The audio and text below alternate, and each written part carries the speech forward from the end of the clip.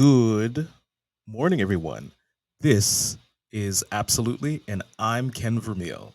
At Absolutely, we do our best to help founders build mobile apps and products that people love to use. Today, we're going to be talking to Bonnie Mauldin, the founder and the president and CEO of the Mauldin Group. She is also known as the Rainmaker. Hey, Bonnie, how are you doing? I'm I know. Oh, I'm good. excellent, excellent. Yes, you are the founder and CEO of the Malden Group, and you specialize in internet marketing services for people located in Georgia.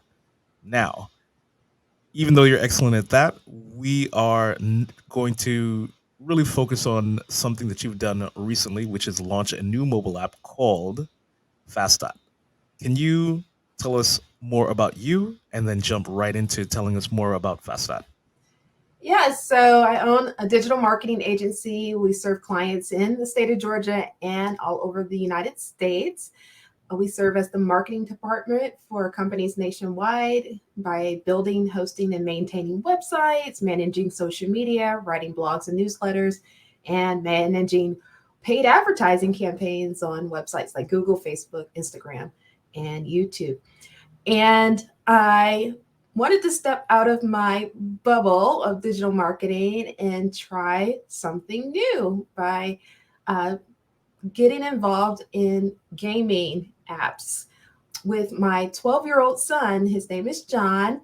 He's absolutely obsessed with video games, and I insisted that he started making games instead of playing them, or at least learning how to code. So I got him enrolled in some classes suggested by his elementary school, and um, he started taking the classes. He learned about Unity, he learned about Scratch, he's learning Python right now. And he is just a whiz kid at these coding languages. Super, super smart, this guy. And still won't clean his room, but can code his butt off, right? So one day in January of this year, he's like at the kitchen table with his laptop and his headphones. He's like, "Look, mom, look what I made." I was like, "What do you have there, sweetie?" He's like, "I made this game. It's called Fast Dot." I was like, "Oh, cool. Let me see." And it was on Scratch. He had built a game, and it was these dots flying across the screen, and you're supposed to hit the dots with your mouse. Certain dots, the blue ones and the red ones, and the yellow ones you're supposed to let free. And it was very challenging. It was very fun. I was like, "Oh my gosh, this is so fun! I can't believe you made this. This is so good. I love it." And he was like, "Yeah." And I was like, "You know what, buddy? We're gonna make this game. We're gonna make this game available to the public." So now we have fast.game.com, and the game is now available on Google Play, on Apple iOS, and on Itch for PC. And we're currently working on getting it available in VR in the metaverse. That is not only is it amazing, but it's also impressive.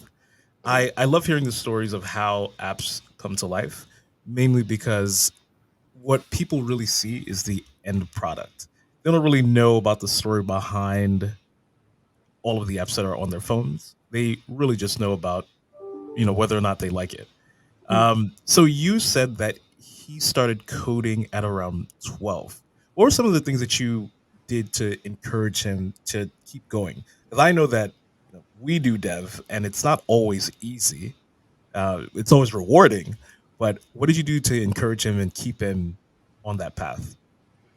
Yeah, great question. He is 12 now, but he started coding at 10 a couple of years ago. So I would have to really get on to him to make sure he was taking his classes on time, because he would rather play with his friends or ride his bike during the time he was supposed to be doing his classes online via Zoom or whatever it was they were connected by.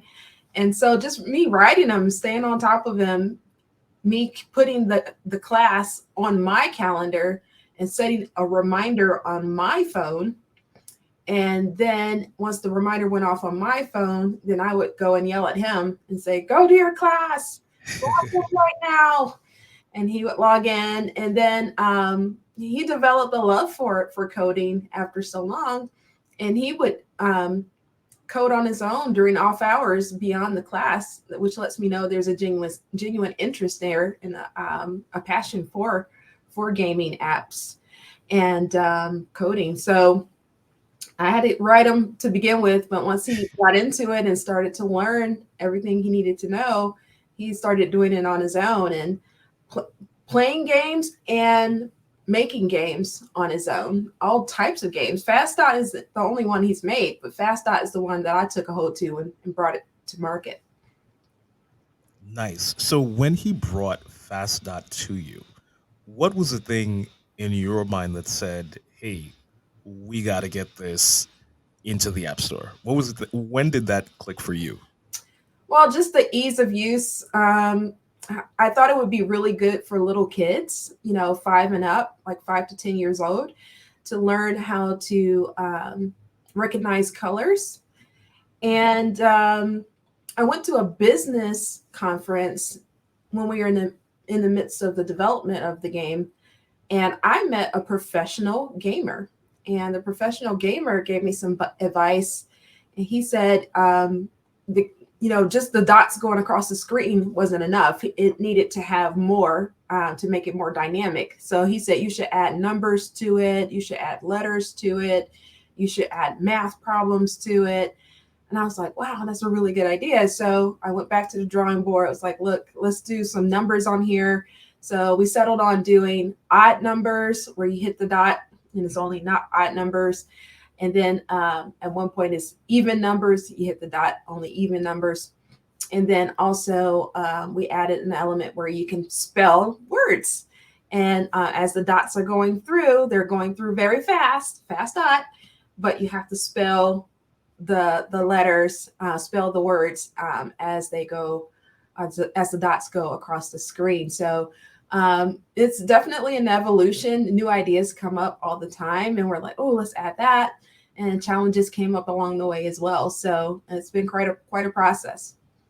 So I love that you actually tackled an issue in gaming, especially for mobile games that a couple of founders make the mistake of not addressing. So what we've seen in the market is that somebody will have an idea, like their baseline idea, which would, in your case, be the dots going across the screen, and they would just stick there. They wouldn't launch with anything else past that. So a user would get maybe a couple of minutes of fun throughout the game, and then they would never progress past that. But I love that you took the time to really dig into the aspect of expanding your base offering and making it a little bit more difficult. Mhm. So, how did your experience in marketing kind of guide those decisions along the way? Yeah, so my son, he was actually upset that I added an educational element to the game because in his mind, his original vision, it was like supposed to be like this fast, like rocking, you know, set up for basically a teenage boy, which is like what he is. And it's supposed to be like he was using like all these crazy sounds and all this crazy music and the it was supposed to be like when you lose, oh, you're a loser, and all kinds of crazy stuff like that. I'm like, dude, not marketable. Like, what? I'm like, we have to make this so people can actually use this for their kids, not just for teenage boys. I want to be for little kids. I want it to be educational. It's like, oh, mom, that's not my original game, blah, blah, blah.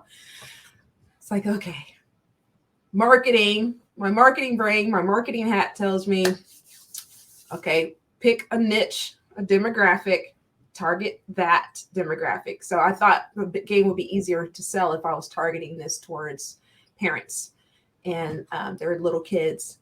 And so I wanted to add an educational element. And I also wanted to add an element for people who are disabled because that's a subject that's near and dear to my heart. So the dots, even though it's based on color, blue and red, you have to hit those dots.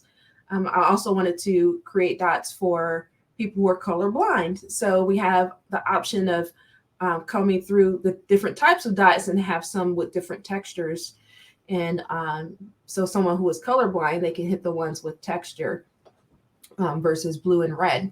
So just being mindful of demographics, who we can sell this to, parents, people who are colorblind, also the disabled. This is a great simple game that improves cognitive function. Seniors who are looking to stay sharp and build their brain power, it's great for them too. So thinking about those demographics made me tailor the game to certain types of people, and based off of my marketing background, it gave me the idea to do that. What was some of the feedback that you got while you were using these ideas of target helping the disabled community, helping the colorblind community? What did they say to you once you brought this product to them? Yeah, so my niece, she's autistic. My brother texted me a video of her playing the first level of the game and completing it, and she was killing it. Boom, boom, boom, boom, boom, boom, boom, boom, boom, boom, boom, boom. No mess ups. And she completed it. Do do do do do do. That's what the sound it makes after you complete a level. And she was like, easy, I can do this. And she's autistic and she has challenges with speech and with eating and all kinds of stuff. But this game was simple for her. And it was just such a light bulb moment watching that video of her play the game that made me feel like, okay, we're doing something special here. This is really going to help people. So I have yet to present the game to even more people who are disabled, more seniors, more colorblind people. But I look forward to creating those case studies of how the game helped these people. Oh yeah, that definitely will be amazing. Mhm. Um, Quick question. You did say that the original application was built in Scratch. Did you keep it in Scratch, or did you expand on it? Did you change platforms? So we did change platforms. We switched over to Unity because that platform was just more conducive for what we were trying to accomplish. Really cool backgrounds, kind of reminding you of Mario Brothers, and I'll show it to you in Oh a yeah. few minutes here. Um, and the capabilities of adding those numbers, adding speed, adding different trajectories of the dots coming down from the bottom, coming from the left, coming from the right, coming from the bottom.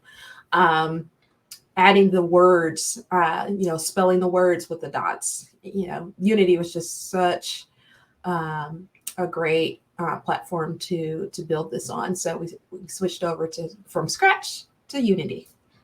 I really like the spelling feature. That's something that I would have never ever thought about because you colors awesome, that comes like right to the top of mind, but actually using the letters and to make words.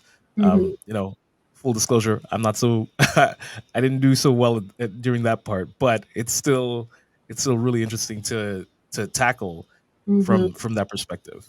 And it Um, makes you better as you continue to play. You want to get it right, and then you continue to play. You get better at spelling.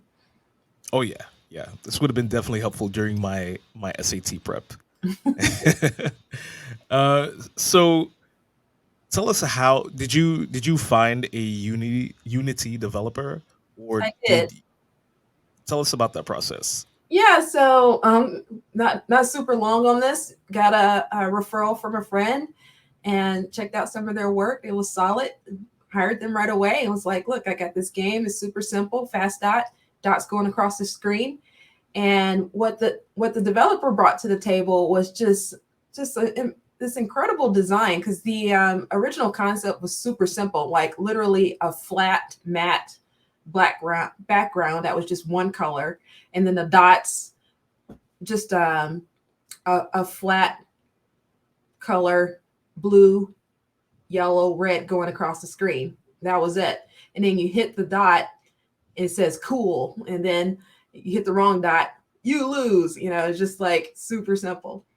But what the developer brought to the table was just this incredible design of all these different backgrounds with like rainbows and a background that looked like space and a background that looked like Mario Brothers, the first level, with a beautiful blue sky and puffy clouds and sun, and added all these cool textures to the dots, where it was like instead of just a round, just a round circle with a color, it Mhm. made it he made it spherical and like a real ball, like the dot Nice. became a ball instead of just a flat dot. 2D, made it 3D. And just so those design elements that I didn't even think to do, I was like, oh my gosh, this takes it to the next level. I love it. Amazing. You know what? Let's actually play a level and see how and showcase like the a lot of these designs, because you talk about the Super Mario World, you talk about like the balls being spherical and excellent backgrounds. Hmm. It's one thing to talk about it, but it's another thing to actually play it. And sorry for my podcast listeners, this is going to be video. So check us out on YouTube and Spotify, and you'd be able to see it as well. Okay, so I have the website fast.game.com. I just wanted to show you that real quick. Perfect. And then I have a video playback of some of the game as it's in development. So even at the top of the screen, you'll see some of the tabs of the game being in real development in Unity. So real raw. Awesome. I mean, that's great. Everybody like having a view behind the scenes is always interesting, because I know that there are people who are developing things right now, and it can be a long process, but this is proof that you get to the end. Exactly. So this is the game website, um, an educational video game for improved cognitive function. So that's the marketing side of me wanting to put the value prop right there in the front. And it is available on Google Play, on Itch for PC, and then on Apple iOS. And then I have a free version of Fast Dot on Google Play and also on Itch. Apple Store doesn't have the free one yet. But just wanted to show you the website. And then these are just some screenshots from the actual gameplay. And remember how I said instead of it being like just a flat circle, now it looks like a 3D spherical circle. And then for colorblind people, it has those textures like a button, like a life raft, a tomato. So those dots have more texture and different looks to it. So it comes across differently for people who are colorblind if they want to change that dot skin. And then the background skin, that beautiful blue sky with a tree and then a rainbow and like a brook with the moon in the background, or just a plain orange background. You can change that background skin too. So super cool there. And then this is my baby. His name is John Alexander, and this is him at a video game place that's at the mall. And you pay like a $10, and they let you play for an hour. And he, Nice. he goes there all the time when we go to the mall. While I'm shopping for shoes, he's in there playing that. And here's just more pictures of Fast Dots. You can pick the level. We have Mhm. 60 levels. Nice. 1 through 10 is available for free. So as the levels advance, the dots get more and more difficult to catch. And they go faster, they go from different angles, and it's just so much fun. So levels 1 through 10 free, and then beyond 10 you have to pay. It's $9.99 for the paid version. And then you can have the options of taking the music on, keeping it on, or turning it off. Some people are annoyed by the sound, even though the sound is super cool and fun. Some I people like to play without sound. I think it's respectful for the game developers to keep the sound on, because Yeah, they create an ambiance, and you that's don't want to remove the ambiance and just play like have DMX in the background, right? No, please play the game with the correct sounds. Well, you know what gave me the idea to turn it off was DVDs. When you're doing an exercise video, they Mhm. give you the option to do the video without the music. I don't know why you wouldn't want Oh, the music on, but apparently that's something that people want. working out in So silence. yeah, some people want no music. So apparently, if they want no music there, they may not want music here. So there's an option. And then you get this cool sound when you win. And then you have the option to go to the home page and go to your desired level or hit next and go to the next level higher than the level that you're on. And terms of use, just saying, hey, there may be some ads on here, and we may use your demographics for, you know, Marketing purposes, or which is normal. quality assurance, and also seeing how the game performs. Also, we are proud members of the Georgia Game Developers Association, which is a trade association for gamers and associates, and they have all kinds of learning classes and conferences and places where game developers can come and network and communicate and have fun with each other. So great organization, a great source of advice. One of the directors at GGDA told me about Itch because I was going to originally put it on another platform called Steam, Mhm. and it was just like kind of challenging for me to get on there. So I was like, I'm having a hard time with this. He was like, why don't you try Itch? I was like, okay, cool, Itch. I'm going to do Itch for my PC. So little story there. And I got It's a place for people to give feedback.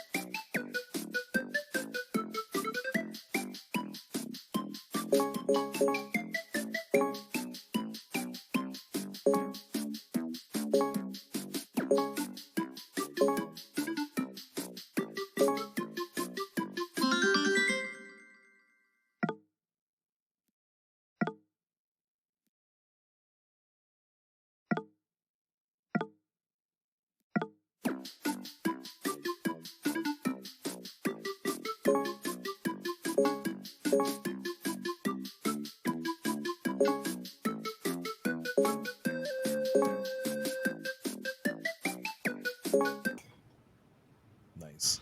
I think that it's really important to have some type of support, like an organization, when Mhm. it comes to going this. Like it's really difficult to go this alone. Yes, Um, because yes, you know, you can Google, there's information out there, but sometimes the information that you find might not be the information that you need at the time. It great. might make more sense to talk to someone, like even the professional gamer that you met at the time. He said, they said, do this because this is the stage that you're in and this is what you should probably do. And having that support and being part of organizations or even masterminds that can Mhm. guide you along the way, it's super important and invaluable. Agreed. And I was introduced to another gamer who's super successful. They have games with over 1 million downloads. And we spoke on the phone this week for about an hour about Fast Dot and his game and what he did to promote his game. And I was just blown away about by the amount of time he was willing to take with me as a new app developer to tell me, how to get things going and how to be successful and how to develop the game so people want to download it and how the algorithms can pick it up and show it to more people. So I was just like, dude, you're the best. Oh yeah, that's the inside knowledge that definitely helps you get to the next level. Yeah, so being a part of an organization like this is invaluable, like you said. So tell me, what would you tell the founder who has an idea in their mind and they want to develop and launch their app? Like call Kinnick, like right now. Shameless plug. Uh, so definitely get in alignment with an expert, someone who's done it already, someone who um, does it all the time and has gone to school for it or has taken classes on it or has a successful app similar to the one that you're trying to develop, and just reach out to them for a one-on-one, take them out to lunch, do a Zoom call, and just say, hey, this is my idea, what do you think I should do with this, what are the steps I should take, how long should it take, how much money should it cost, and start writing down those steps and taking action towards those steps every single day, every single week, every single month, every single year, however long it takes to get the project off the ground. And I just would recommend only working with people with a track record and good references. Always check references first and check their resume of things that they've published. And once you see that, you have the proof that you need that the person you're working with is solid. And then you go to the races. Set aside a budget for it. However much you think is going to cost, double it. However much time you think it's going to take, True. double it. Yeah, there's things take time. Yeah. So if somebody wanted to work with you for help with their marketing, how would they get in contact with you? Yeah, so my website is themauldingroup.com, and I'll pull that up for you real quick so you can see what that looks like. The Mauldin Group is a rock solid team of digital advertising professionals. We have web designers, graphic designers, social media managers, paid ad specialists, marketing consultants, and together we work as a team as your online marketing department.